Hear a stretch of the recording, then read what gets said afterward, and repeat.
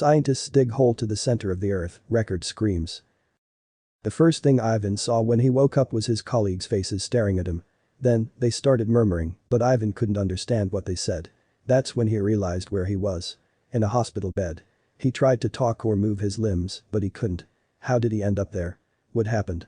He tried to dig into his memories, and instantly, those horrendous deafening screams roared again inside his head, just like he was hearing them again. Was it all a dream, or did it really happen? Ivan had graduated from the University of St. Petersburg with a degree in geology just a few months ago. He was the first of his promotion, and he was as proud as he could be. Little did he know then that his studies were about to lead them to the most extreme edges of the unknown. He was about to confront areas of reality that escape the rule of science and human understanding. Ivan was the first person in his family to ever go to university. He could never forget the joy and emotion on his parents' faces during the graduation ceremony. Everyone in the family was ecstatic at the bright future Ivan had ahead of him. He was heading for a career in academic research.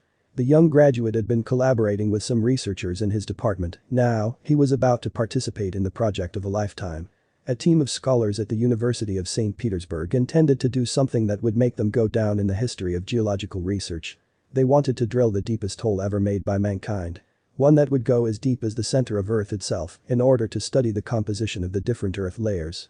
However, they faced a series of challenges. For one, where the hole should be drilled was a matter of discussion. Not every location was fit for that type of project.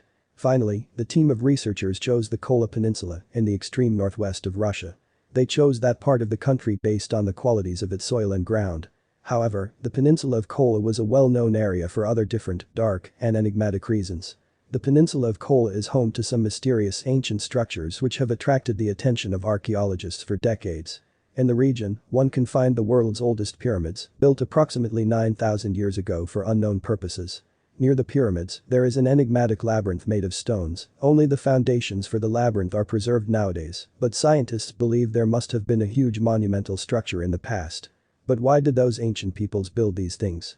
The scientists still haven't managed to get to an agreement about that question. However, most believe they probably had some sort of religious function. They might have hosted ceremonies or served as monuments for supernatural beings. But according to the locals, what the ancients really intended with those buildings was to mislead and drive the evil spirits away. But that isn't all. To this day, some people from the area still believe that the same spirits that the ancients wanted to cast away still roam around the area. Some have reported hearing them hollering and screeching at night. Ivan and his team didn't consider this as they traveled to Kola for their investigation. After all, they were geologists, not archaeologists or historians, so they figured they had no business paying any mind to those legends. Maybe that was their mistake. When Ivan and his team first arrived there, most of the work had already been done. A group of engineers had managed to drill a hole 40,230 feet into the ground. Now it was time for the geologists to explore its depths. One of the tasks they were looking forward to the most consisted of recording the sounds from the hole depths. As you may know, the sound of sediment layers can be used to map and characterize them to get a picture of the history and composition of the depths of the earth. However, Ivan and his team were about to face something that nothing could have prepared them for. As he put on his headphones and watched how his fellow geologists submerged a microphone into the hole, Ivan was excited like never before in his life. His mind was racing, boiling with all the possible earth-shattering discoveries they were about to make. He started hearing the first sounds and began taking notes on them. It was amazing how clearly everything could be heard and how revealing those noises were about the depths of the earth. But suddenly, something unexpected happened.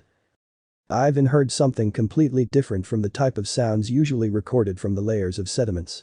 It sounded uncannily similar to a human sigh. He looked around, wondering if perhaps it had been one of the team members. But everyone else had raised their sight from their notepads with a puzzled expression. Had they heard the same as him? Perhaps everyone else had the same question on their minds. Still, they all went back to focusing on the task at hand.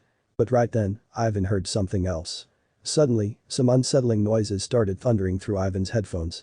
This time they were louder, and they sounded undoubtedly human. They were like screams and moans of agony. Once again, Ivan raised his head and looked at his peers, wondering if he had lost his mind. But they all had just done the same. Apparently, they were all hearing the same sounds. Puzzled, Ivan put his headphones back on. The screams got louder and louder, and that's when Ivan lost his consciousness. The young geologist woke up in the hospital 4 days later. It took him a while to fully recover consciousness. As he woke up from his slumber, he couldn't tell if what he was seeing from the hospital bed was reality or a dream. The memory of those infernal screams kept replaying in his mind. Did that actually happen, or was it just a nightmare? When he finally came back to his senses, all his relieved colleagues, who were there in the hospital with him, could finally tell him what had happened. Apparently, Ivan wasn't the only one to come out damaged from the perspective of the hole. Everyone else had heard the screams, a few other team members had also fainted. Some of them were also in a hospital bed, although Ivan had been the last to recover consciousness. After hearing the story, Ivan couldn't help but feel some sort of curiosity, between scholarly and morbid, about one question: what else had been recorded after he passed out?